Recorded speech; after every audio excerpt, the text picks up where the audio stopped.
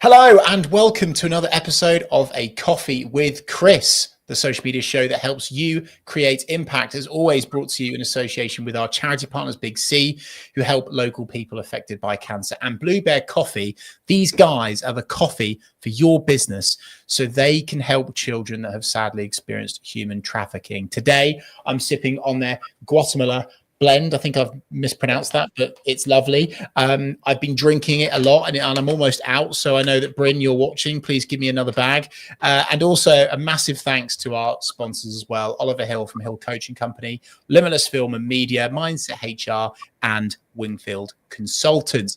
That's the formalities done and out the way. Really excited to welcome this guest onto A Coffee with Chris today. She's the founder and managing director of Ambition PR, Jenna Owen. For those of you that do not know Ambition PR, they are a boutique public relations agency specializing in B2B PR for clients across a wide range of sectors across the UK and internationally. Jenna, we always start with the why. Why PR? Go. Great question. So if we talk about what public relations is, obviously it's managing the relations with the public. And if you think about that, like with your friends, if you don't look after those relationships, if you don't nurture them, if you don't give as much as you take, then what happens? Those friends will eventually find someone else. They'll go and find someone else that will give them what you're not able to give them. So PR is really about managing that relationship with people that are going to influence your business. And that could be everybody. Sometimes we think it's only about getting customers, but actually PR is really about sharing all the different parts of what makes your business and who is going to contribute to your business in the future. So it could be, it could be future employees who are looking for a company that they really resonate with, something that's really important, particularly to the younger workforce at the moment. They really need to feel that they, are aligned with that business, and PR can really help to do that. It can help to really boost morale in your own business. So the existing employees that you've got, the suppliers that you work with, it can align with what their values are as well. Investors, if you're looking for investment in the future, it can bring your business into the kind of mind of those sorts of people that you need to. And just generally, just give you really a sort of a positive platform really in which to share your business. And also as a business owner, most of us at some point will feel imposter syndrome, and PR is such a great kind of morale booster for yourself. It can really give you confidence and validation in what you can say and what you can share with the world, and help you to really feel solid in the sort of your purpose and your direction, and just help you to feel that you are on the right track and people really do value what you think, because I say that confidence really goes a long way, particularly when you're building your business and wanting to really stand out and people to get to know you for who you are really. And as I say, trust is key, and there's a lot of things that people are a bit more aware of, perhaps SEO, advertising, those sorts of things. People tend to be quite nervous about PR, kind of always very negative. Most of the time it's, I need to do PR, I want to do PR, I should do PR. I very rarely hear, I want to, I really want to. And it's so underrated because people don't realize just how, how amazing it can be in terms of all of these things. And it's looking at sort of visibility, credibility, and influence all linked together. And PR really is the only one in that set that does all three. You think about SEO, it's visible, but it's not particularly credible or influential most of the time. Most of it is just about trying to trick the engines. Advertising, it's visible and it can be influential, but you've paid for it, so it's never going to be, it's never going to tick the credibility box because everybody knows you've paid to be there. And because PR is particularly about earned media, you have to earn the right to be there. You have to have something of value. You have to have a knowledge exchange. And because of that reason, it's the only one within those mixes that kind of ticks all of those boxes and, really sort of puts trust at the front of what you're trying to achieve there. What a blockbuster of a start, Jenna. Blimey, there's all sorts of avenues I could go back to you on that there, but I'll just start with saying I've just kind of turned on PR for me in my business, and it was quite leap of faithy, and it was a bit scary, and there is this stigma, and I think we should kind of tackle it head on. Like, why has PR got this stigma? Because as soon as I've turned PR on for myself and my business, the impact has been huge. We've won bigger clients. We've been in publications. We've got more credibility and authority. It's improved our brand exposure and blah, blah. I could go on and on and on. Why is there such a stigma with it, Jenna? I think that some of it is that most people's kind of experiences of PR, you know, as you grow up or as you hear about things in the newspaper, it tends to be very negative. You hear the word PR spin a lot. It seems manipulative. It seems like it's not genuine. And, you know, in certain areas, you know, in politics and places like that, where, you know, stories are spun and the narratives are created, and it's framed as in like, well, this is PR, you know, this is what it is. And I think it's just that people just don't really have an exposure of actually, you know, what it is in a working business environment. And so people feel very kind of nervous about it. I also think that people always have a general kind of understanding of different areas of marketing, and a little bit more familiarity or an ability to understand it and to get to grips with it. You know, if you wanted to, you can work out some SEO stuff, you can work out how to do, you know, some social media, whatever. There's lots of things that you can kind of take snippets of and feel broadly like you know what you're doing. And PR, I don't think really has that accessible gateway, so people just have no real concept of what it is, how to do it, how to even get started. And so, like you say, it's very scary. I think the other part is that PR is it's quite vulnerable, particularly if you're a business owner. It involves you getting on that platform. It's not just a brand. It's not an advert in a paper that's just a company name. You know, companies don't speak to people. People speak to people, which means you have to be part of that. And that can be scary for me. You know, I'm doing some work at the minute with Bridget, who was, I think, on one of your previous podcasts. She's a wonderful confidence coach. She's really helping me with the public speaking side of things, because it's something I personally don't feel comfortable doing, but I know I need to. So it's like we all have those blockages. But as you say, when you overcome those, the opportunities that come from that are so important and so integral to how your business is going to grow, that you're kind of really doing such a disservice to yourself by not doing it. It's almost like doing all this work and, you know, just shoving it in a closet and nobody's ever going to see it ever again because you're not talking about it. You know, no one's going to know if you don't share it.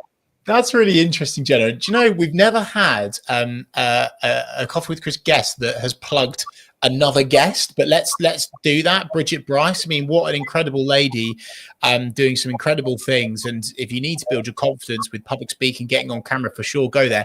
Jenna, you mentioned the word starting, and that's where I was going to go next. What would you recommend to someone that hasn't yet done PR, that's maybe a small business that is a bit apprehensive, they're a bit nervous? What are the starting steps, the kind of fundamentals when it comes to getting going in the world of PR? Okay, so I think actually there's one fundamental, and the first question you have to ask yourself is, why are you doing this? Like, why are you doing it? Because sometimes what you get is you get people, I want to be featured in the Times. I want to be in Forbes. I want to be here. I want to be here. And it's like, why?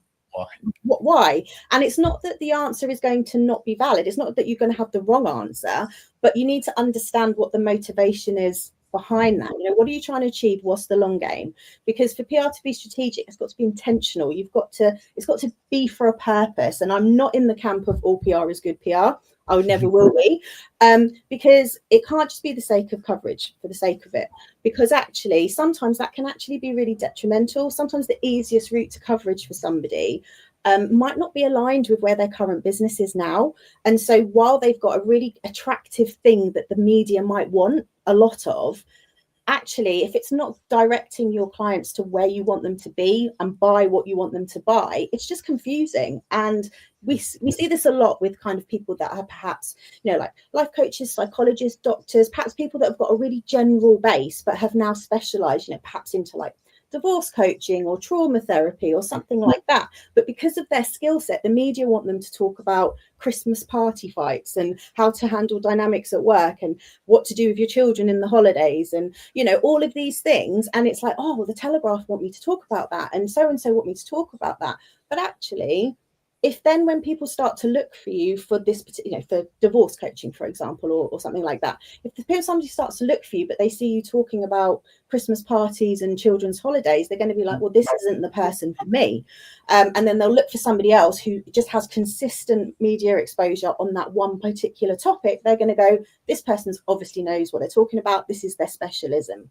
So it's really about understanding why you want to do what you want to do and how PR is going to help you to do that. And once you know your why, that will then tell you who you need to speak to, and what you need to speak about. And those are the fundamental 3 things that were going to formulate your pitch in the first place. So you kind of need to do that sort of prep work first, and then everything else should fall into place. So to me seems like sound advice, Jenna. Like, I think so many people just kind of like frantically get themselves out there, here, there, and everywhere, right? Even though it might detract from their personal or business brand, right?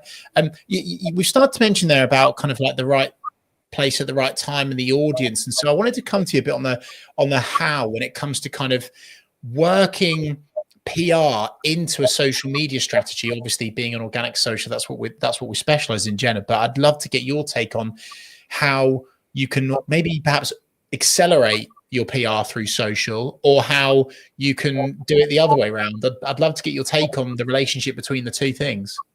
So actually, you can come from both ways. So we'll kind of, I guess, look at both sides of it, really. So firstly, in order to be producing, to have a good social media strategy, you're producing content already. So there's already stuff in there that's PR gold. But the issue is that you're kind of sharing it internally. So whether that's blogs, webinars, just your general social posts, opinion piece on a topical story that you might feel particularly aligns with your business and you've got something to say about it. You're having all of these conversations, all of this engagement, but it's in a little bubble because it's only the people that are in your immediate circle or your networks that are seeing it. And so that basically limits the exposure and the reach of what you're doing, but you're already still doing the same. It's the same effort, but it's a reduced output in terms of PR. And so one of the things really that PR can do is really amplify kind of what you're already doing, but just bring it out to new audiences. And sometimes what we find is that clients are focusing on the kind of the online strategy first and not thinking where else this might be. So one particular thing is a lot of people I speak to have quite a regular kind of blogging plan. They'll write some really long form, really good long form pieces, and they might be doing them monthly. They might be doing them even more frequently than that, to be honest. And they've just put them on their website, and then they just sit on their website. And that's it. And it's like, well, actually, if you wrote a really topical, informative, useful piece of content before it goes on the website, should that maybe go to a trade publication, for example, or could that go online, or could that go somewhere that's going to not only give you a new audience, but you're still going to be able to link back to it and put that on your website, but it's going to look even more credible because it was featured somewhere else and you haven't just published your own content. So it's about making them all work together, and it's again remembering the trust bit. Like, how can somebody trust me more? It's what people say about me, it's not what I say about myself. So it's how you can make your social media work in that way so that they're both working together. You're getting that third party credibility. You're not having to put any more effort in because you're already producing this content. You're just divvying it up a little bit into like different platforms and different areas so that you get the most value for your time and your energy that you're putting into it, really.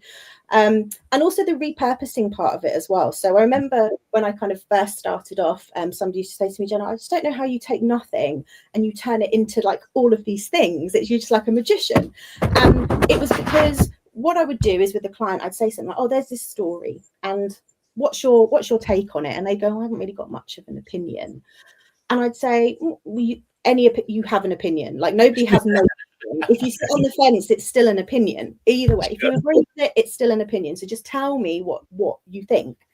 So then they would tell me, and then I'd go away and I'd go, right, well, here's a press release that says XX expert warns businesses to take better care of their finances ahead of the budget or something.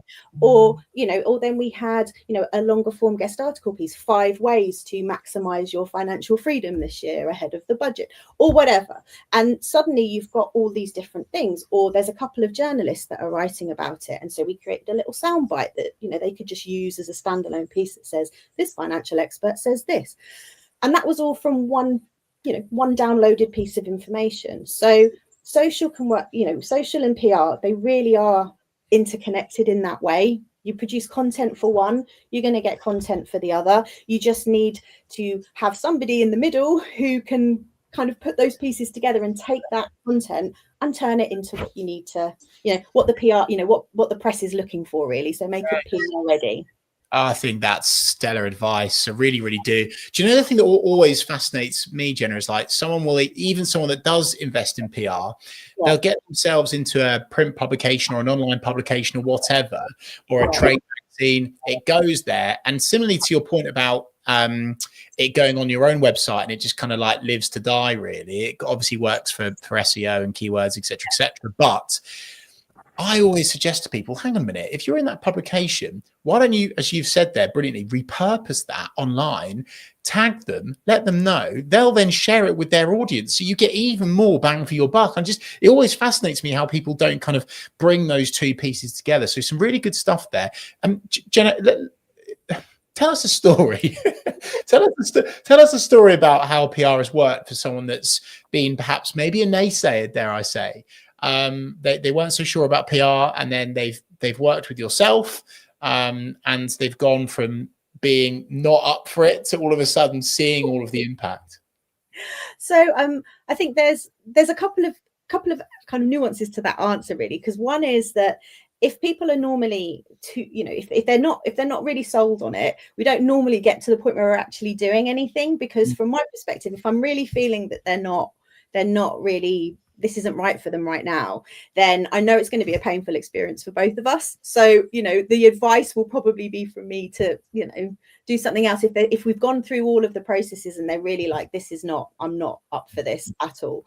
But usually what we have is pockets of resistance, shall I say. So we had one client who was really struggling with the idea of like the public speaking, but not for a fee, because a lot of experts at the moment that we work with, there isn't huge budgets to do speaking at events and conferences and things like that, unless you're really established on the circuit, you've got a really hot speaker bureau that's got very good connections already, and you're very valuable to them, so it makes sense for them to push you, or you're a celebrity of any letter in the alphabet, then you will, you can command a fee. Apart from that, there's very little budget going around, but there are so many things that come from those events that make them absolutely worth doing. And for a while, she was very, very kind of reluctant about that, didn't really want to do them, just for logistical reasons as well, the travel, the downtime, all of the stuff, the preparation, everything that went into it. And anyway, we had a really good one. And we were like, we really, really want you to do this one. We know you've said no to like the last 4, but we really want you to do this one. We think the audience is spot on. Anyway, she agreed to do it. And we spoke to her after the event and she was buzzing. She was like, I've got 4 leads for customers. I've got 2 podcast interviews booked with people who have got relevant networks. The event wants me to speak again next year. And I've got like 2 collaborations as well, like people that want to partner with me because we've got collaborative services, and we're going to have a meeting about how we can kind of come together as a trio and create this new product. And that all came out of one speaking opportunity. So I think it's when you start to see the chain reaction that happens with PR, that's when the light bulb kind of comes on and you go, oh, actually, PR feels like I have to shove loads in the end to get very little out of the top. But actually, I don't need to put very much in. And suddenly all these opportunities will come, just from that process. So I think it's more those kind of little realizations, really, that actually this is good. And also from a feeling perspective, we have so many calls over the years where we'll have a client or a prospect perhaps come on the call and they'll be really quite kind of reserved about the PR call. They'll be, I'm quite a bubbly kind of person anyway, so I'm always very like, hi, how are you? And sometimes people will just be like, yeah, I'm good, thanks, let's talk about this. And then by the time we've gone through the process and we've told them what we're going to do and how we're going to bring these stories out, they end the phone call going, I'm actually really excited for this now, like I'm really surprised, I did not think I was going to feel like this. And that for me, like I already feel like I've won if I get to that point, because I just want people to enjoy it because it's fun, it really is. And if you can get over that initial kind of fear and just go, I'm going to give this a try and see, there's very few people that have tried it and gone, well, that was terrible, I'm never going to do that again, so yeah. The thing, by the way, well done. That's brilliant. I'm sure you've got hundreds of case studies and stories like that, Jenna. The thing that just always interests me is that I think it's about where you go, where do you end up by turning on PR, right? Are you going to a room full of the right audience or the wrong audience? Are you going to the right or the wrong publication? Are you going to the right or the wrong platform? And I think it can be as black and white as that. And I just think, unfortunately, people have then ended up in wrong rooms, in wrong publications. They've not tasted the impact. But someone like yourself has the understanding of, no, this is a good one to do. This is the person to speak with. This is the audit. So I just completely advocate everything you're saying on that front. And Jenna, I always like to use this podcast as an opportunity to wave red flags. And I really want to ask you for your PR red flags, the mistakes that people are making that you see online, offline, in print, whatever, wherever. And by the way, I'm sure you could probably talk about this for at least 20 minutes, but maybe try and refine all of the red flags for me. Definitely. So I think one of the things that the main one I would say is to not be attracted by the magic of the yes people. It used to be yes man, but I'm not going to say man, yes people, in terms of there are, we have so many conversations with people that go, oh, I signed up to this really expensive PR thing and didn't do what they said they were going to do, got nothing, or all of these sorts of things. And so the first thing is to just be really aware of people that are going to say yes to everything that you want, because that's not the case. Earned media, like I said right at the start, it's earned. So no PR person on the planet, no matter how experienced they are, how connected they are, can absolutely guarantee you anything. And that's really hard when you're trying to talk about budgets and ROI and things like that. And there's lots of things that we can do to reassure you of what can be done. But big red flag is if you have somebody that says, yes, I will absolutely, I can guarantee I will get you X, Y, and Z. That's a problem, because you can't. So something's not right somewhere. They're either paying somebody and it's going to kind of be a bit of an underhand situation that could impact your reputation, or they can't do what they're saying they're doing, or they're charging a huge amount of money for something. So I've seen people have emails from PRs that are charging thousands of pounds for something that I know I can submit for free and they just publish. So again, it's just trying to make sure that you are working with people who are credible. Look for recommendations, ask for reviews, ask to speak to previous clients. I have loads of clients that do that. If they haven't worked with us before, they'll say, can I speak to somebody that's worked with you? If there's nothing to hide, no one's ever going to be bothered by you doing that. So that's when you're looking. But if you're trying to do it yourself, I think there's a few things just to think of. So don't be too sales led. As I said at the start, everyone seems to have a good basic understanding of how to write for sales, how to write for direct marketing brochures, websites, proposals, those sorts of things. It's really not the same as writing for the press. It's very editorial. I say it's a knowledge transfer. So you can't be selling yourself. You can't be talking about things. You have to be talking about the problem and how that problem can be solved, brackets, me. But that's it. You don't say that at the start. So it's about talking about the story. I think timing as well. So sometimes people say, oh, well, I tried pitching out a press release, didn't get anywhere. That could be just down to timing when you sent it. It could be that there was a big story in the press. It could be that it was a big holiday period. Lots of things like that when you're trying to do it yourself. If you don't understand the timescales and how the news cycle works, you could just be missing the mark because it's the wrong timing, not because it's the wrong story. If you're telling a personal story, I think sometimes people run the risk of being too candid. So we have a lot of people that will say, oh, I'm so happy to tell my story of, what's happened to me, my adversity. But actually, when it comes down to it, they're like, I actually don't want that stuff in the press because my family's going to see that, or I don't want my clients to know about that, or there's something that's going to affect my children. That it happens that you're very open to tell your story until you realize the implications of that, and then sure. Once it's in the public domain, you can't take it back. So really thinking about what you share and not being too candid with it, really. I think I've got a few more, but I think the main one really as well is misjudging the client-journalist dynamic. So we sometimes have people that think, well, I'm the expert, you're the journalist, you want my comment, so you can jump through whichever hoops I put in place. And it's not that case. Like it's a transfer, like I say, and it's not that the journalist is more important than you, but they're the ones that are going to make a decision whether you get in that publication or not, and you're going to get more value out of that. So if you're difficult, they're not going to use you again. So really think about actually, it's a bit of a dance here. Like I need to woo these journalists. I need them to love me. Otherwise, they're not going to come back again. So thinking about that. And then finally, the big thing around, you know, AI, please use it for constructing press releases, guest articles, commentary, anything that is about you and is going to the media. Marketing communication professionals can see AI content a mile off. That the normal general public or biz people may not necessarily spot, but there's certain things, certain nuances, certain structures that are now becoming very evident in pitches. And we've been to a number of talks recently where journalists have said, I just delete them and I don't even use them again, because if they're going to send AI, they're clearly lazy and they're not really invested in what I do.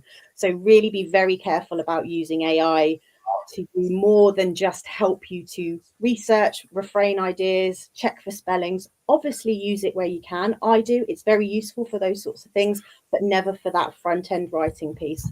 Avoid. God, blimey, Jenna, I feel like this could be like an hour long, like red flag waving thing. I love hearing all of this, and I'm finding it very useful for me as well. So thank you. I'm sure our community feel the same. Jenna, where can people go to connect with you, to do business with you, to kind of follow your Ambition PR journey and obviously get your support? Definitely. So you can find us online, ambitionpr.co.uk. I'm obviously on LinkedIn. Connect with me there. Ambition PR has a company page on LinkedIn as well. And we have a monthly newsletter called Bold Ambition, which you can sign up to on LinkedIn. We put kind of tips, ideas, all sorts of things in there that can just kind of help you stay creative. So yeah, sign up to that as well. And yeah, give us a call if we can help. Amazing. Jenna, thank you so much for your time today. I really appreciate it. You're very welcome. And thank you so much to everyone that's watching live, watching back, listening back. Let us know your thoughts, feelings and reflections on this episode. And hey, why not leave a comment below into one of the social posts? I'm sure Jenna will respond to you with any help or support that you might require. Thank you so much for tuning into another episode of A Coffee with Chris. And I'll see you this time next week for another one.